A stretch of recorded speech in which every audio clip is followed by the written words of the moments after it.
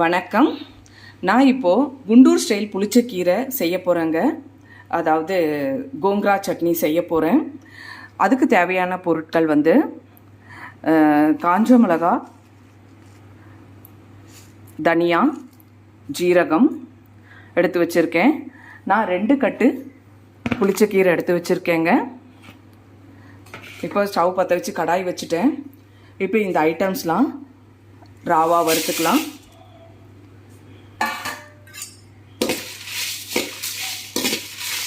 கூடவே ஒரு சின்ன துண்டு பெருங்காயமும் போட்டுக்கலாம்.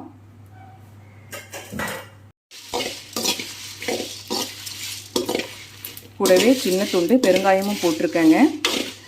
இது ட்ரை ரோஸ்ட் பண்ணிக்கலாம்.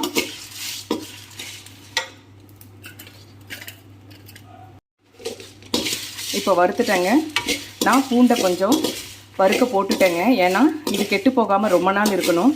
ஸோ அதனால் லைட்டாக பூண்டையும் நான் வறுத்துக்கிட்டேன். இப்போ இதை ஆற வச்சு பொடி பண்ணி எடுத்துக்கலாங்க. நான் இதை ஒரு பிளேட்டில் மாற்றிட்டேங்க. இப்போ நான் இதை ஃபேன் காற்றுல வச்சு ஆற வச்சுருவேன். அதுக்குள்ளேயே க்ளீன் பண்ணி அலசி வச்ச நான் வீட்டு தயாரிப்பில் ஃபுட் ப்ராடக்ட்லாம் சேல் பண்ணிகிட்ருக்கேங்க. ஸோ எனக்கு புளிச்சக்கீரை தொக்கு ஆர்டர் வந்திருக்கு. ஸோ அதுக்காக நான் ரெடி பண்ணிகிட்ருக்கேன். இந்த புளிச்சக்கீரை தொக்கு கெட்டு போகாதுங்க. ரொம்ப நாள் வச்சு யூஸ் பண்ணுற மாதிரி தான் பண்ணுறேன். என்ன தான் நம்ம கோங்கரா சட்னி புளிச்சக்கீரை செஞ்சாலும் புளிச்சக்கீரைக்கு எதிர்ப்புளி விடணும்.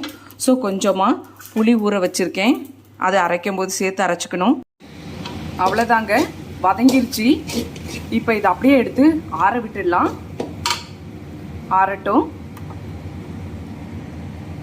அவ்வளோதாங்க, இதை நான் மிக்சியில் போட்டுட்டேன். இப்போ இதை பொடி பண்ணி எடுத்துக்கலாம். புளி இதில் சேர்த்துக்கலாங்க. பொடி ரெடி ஆயிடுச்சுங்க.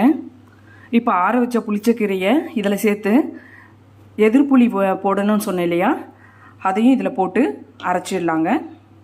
இப்போ இந்த பொடியோடு வதக்கி வச்சு ஆற வச்சுருந்த இந்த புளிச்சக்கீரையை சேர்த்துக்கிட்டேங்க. இப்போ இதை அரைச்சி எடுத்துக்கலாம். நான் இப்போ இதை வேறு பாத்திரத்தில் போட்டு ஆற வச்சிடுறேங்க. இது ஆறட்டும். அதுக்குள்ளேயே மறுபடியும் கடாய் ஆன் பண்ணி வச்சுட்டு புளிச்சக்கீரையை க்ளீன் பண்ணி அலசி வச்சுருக்கேங்க.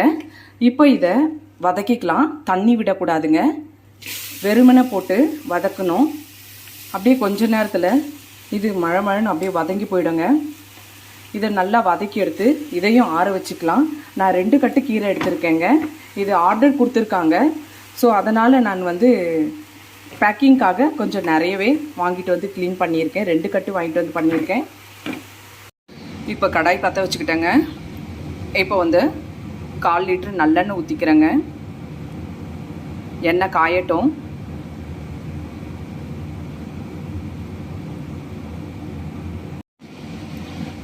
இப்போ கடுகு போட்டுக்கலாங்க. பொரிஞ்சு வரட்டும்.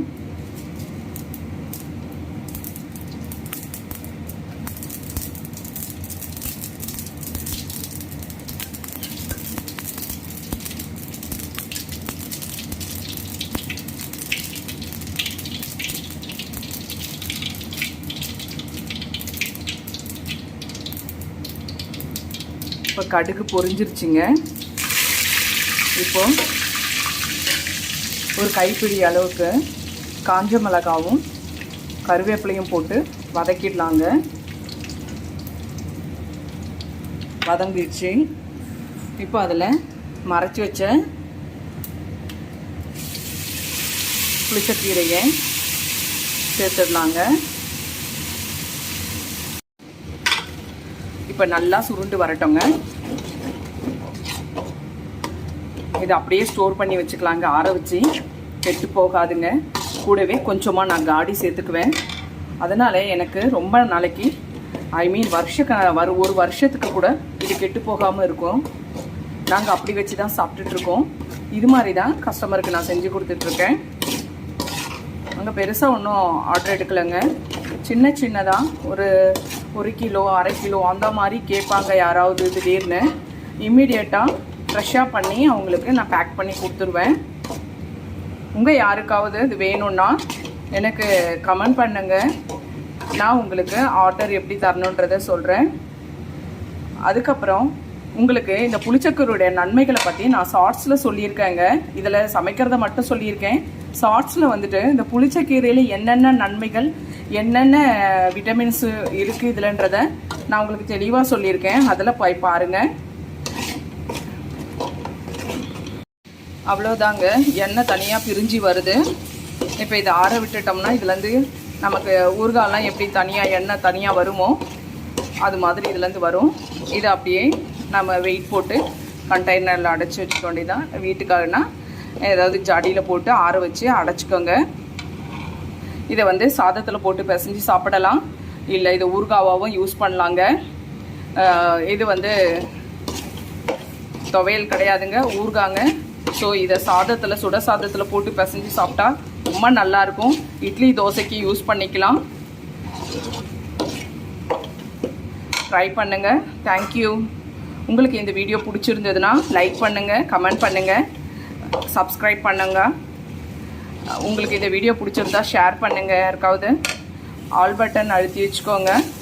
நான் போடுற வீடியோஸ் எல்லாமே உங்களுக்கு உடனே வரும். தேங்க்யூ.